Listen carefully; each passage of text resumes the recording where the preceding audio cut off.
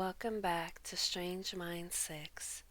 I'm your host, Ruby, and today we're going to be reading Chicken Soup for the Dog Lover's Soul. Stories of Canine Companionship, Comedy, and Courage by Jack Canfield, Mark Victor Hansen, Marty Becker, DVM, Carol Klein, and Amy D. Soja. A Scholastic book. But before we begin, please hit that like button, hit that subscribe button. I would truly appreciate it if you did. And without further ado, my dear friends, grab a snack, grab a drink, or just sit back and relax, and let's get to it. Lucky in Love. I wanted a puppy, but the timing couldn't have been worse. My 3-year marriage was crumbling, and the last thing I needed was a new responsibility.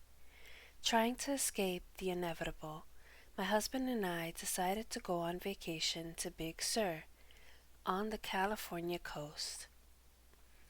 The last day of our trip, we had stopped for lunch at a restaurant.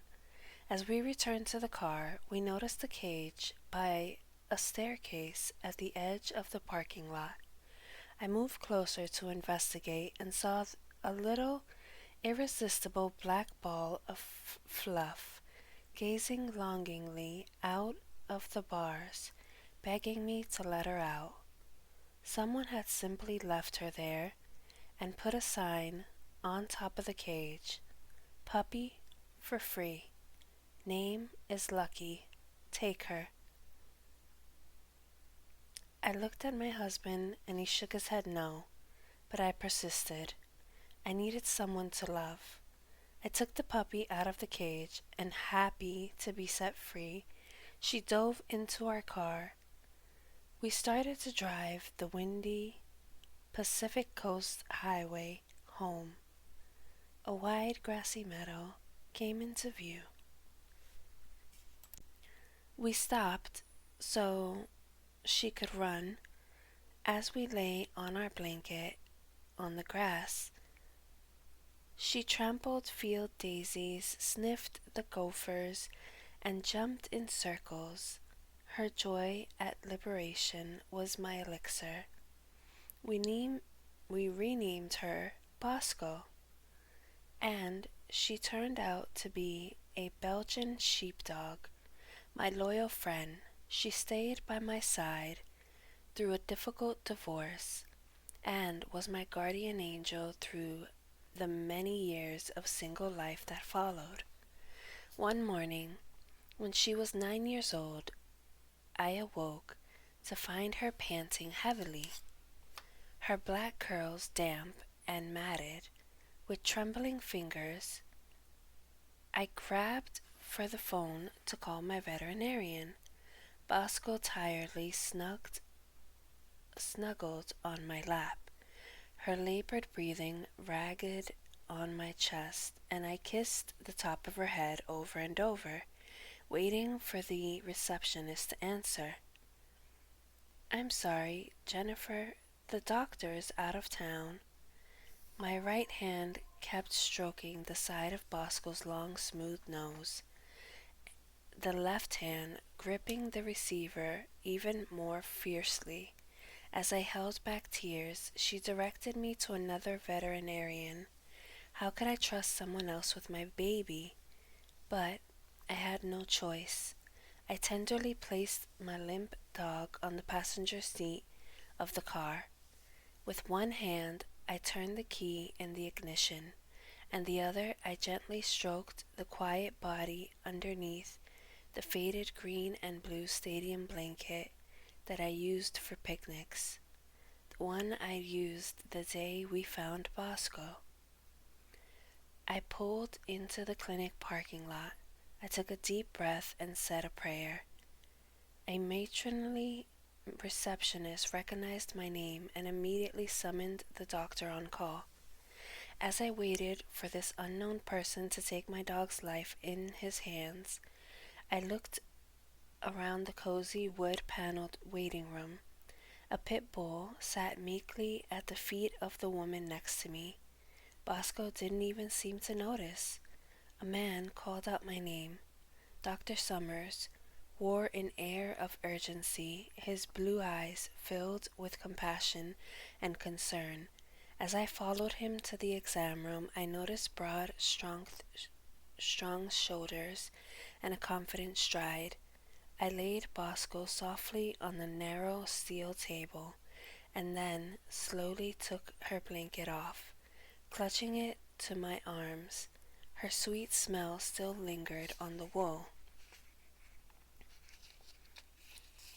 Dr. Summers listened intently as I explained the symptoms, his gentle hands resting on Bosco's side.